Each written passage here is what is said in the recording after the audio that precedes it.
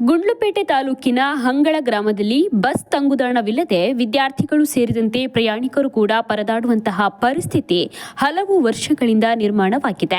ಸರ್ಕಾರಗಳು ಬದಲಾಗುತ್ತಾ ಹೋದರೂ ಹಂಗಳ ಗ್ರಾಮಕ್ಕೆ ಬಸ್ ತಂಗುದಾಣ ಒದಗಿಸುವಲ್ಲಿ ಆಳುವ ಸರ್ಕಾರಗಳು ಸಂಪೂರ್ಣವಾಗಿ ವಿಫಲವಾಗಿದೆ.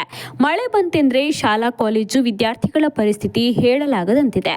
ಸಾಕಷ್ಟು ಬಾರಿ ಶಾಸಕರಿಗೆ ನಿಗಮಕ್ಕೆ ಮನವಿ ಕೊಟ್ಟರೂ ಕೂಡ ಪ್ರಯೋಜನವಾಗದ ಕಾರಣಕ್ಕೆ ವಿದ್ಯಾರ್ಥಿಗಳು ಮತ್ತು ಪ್ರಯಾಣಿಕರಿಗೆ ಸಮಸ್ಯೆ ಉಂಟಾಗಿದೆ.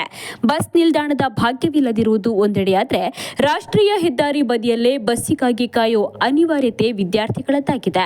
ಮಳೆ ಬಿಸಿಲಿನ ವೇಳೆ ವೃದ್ಧರು, ಮಹಿಳೆಯರು, ವಿದ್ಯಾರ್ಥಿಗಳು ಅಂಗಡಿ ಮುಗ್ಗಟ್ಟುಗಳ ಮುಂದೆಯೇ ನಿಲ್ಲಬೇಕಾಗಿದೆ.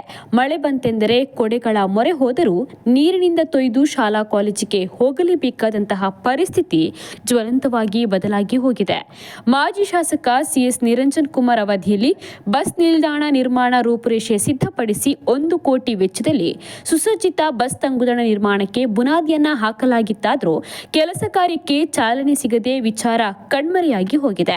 ಸರ್ಕಾರಗಳ ಅಸಡ್ಡೆಯೋ ಅಥವಾ ಚುನಾಯಿತ ಜನಪ್ರತಿನಿಧಿಗಳ ಇಚ್ಛಾಶಕ್ತಿಯ ಕೊರತೆಯೋ ಅಧಿಕಾರಿಗಳ ಮರೆಗುಳಿತನಕ್ಕೆ ವಿದ್ಯಾರ್ಥಿಗಳು ಮೂಲಭೂತ ಸೌಕರ್ಯದಿಂದ ವಂಚಿತರಾಗಿ ಹಿಡಿಶಾಪವನ್ನ ಹಾಕುವಂತಾಗಿದೆ.